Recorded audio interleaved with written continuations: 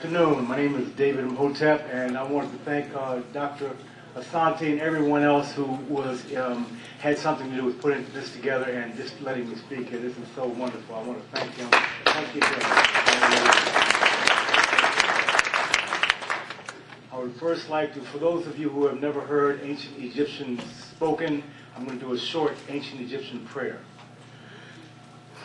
Nuk heka'u pui, ra neta'u hare wahti imrae, nuk re ya'u, nuk bafe heka'u. So we're talking about today, briefly, about the African Aqualithic, a time when the Sahara was wet. As we all know, that thanks to Dr. Job's book, first book, that the interest in Kemet exploded. He wrote about cultural continuity in Africa, which is what I will be talking about. But how did cultural continuity begin? As we see, this is Egypt, and down here, you see Nubia starts. Well, before Egypt, of course, the Egyptians walked up from Nubia, from Kustu, and gave... Okay, good. And gave Egypt its civilization and its culture. As you can see right down here, Kustu, should have been Taseti. That was the first civilization that we know of that gave Egypt its civilization. Now, but where did the people from Taseti came from? Well, the Egyptians said in the papyrus of Hunefer, and the papyrus of Edfu says, quote, "We came from the beginning of the Nile, where the god Hapi dwells, at the foot of the mountain of the moon." There are two mountains of the moon.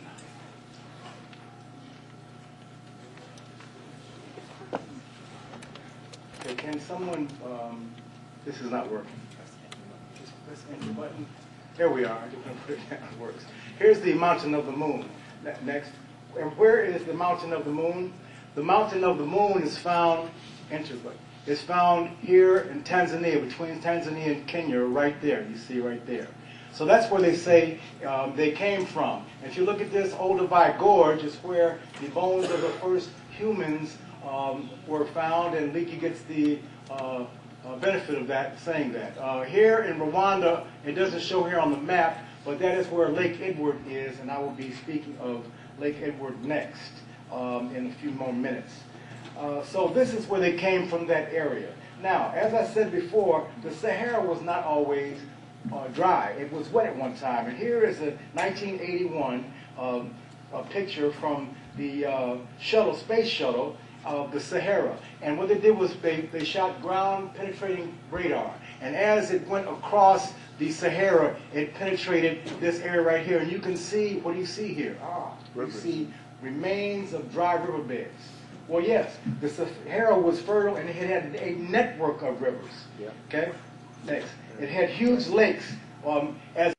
As here you see now Lake Chad. This was at the time of the Aqualithic megalithic. It was a lot more rain. So Chad was 7 times as large as it is now, 151,000 square miles, 600 feet deep, 7 times as large. And the lakes, the rivers were larger too. Now there also was a sea in France. A sea in Libya that was as large as France, called the Albion or the Triton Sea. Now, have any of you ever heard of African Aqualithic civilization? I don't see one hand. And that is by design.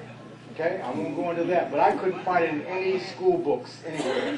So the African period changed Africa, and the people had to adapt to the Aqualithic culture begins.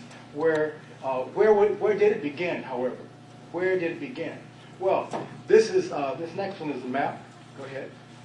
In 1974, Sutton was the first person to write in a journal about this. Now, he is a conservative, and he says that the Aqualithic began around where Lake Rudolph is, and that's about right here in that area. But that still comprises our area right here, so he's very close to the truth. Now, why did he pick that area? Because he found harpoons. Harpoons dated back to his date of Aqualithic, which is very conservative, 9 to 2000 BC. Okay? They had harpoons, which they fished with. They had dotty and wavy line pottery that dated around 9000 BC. Next.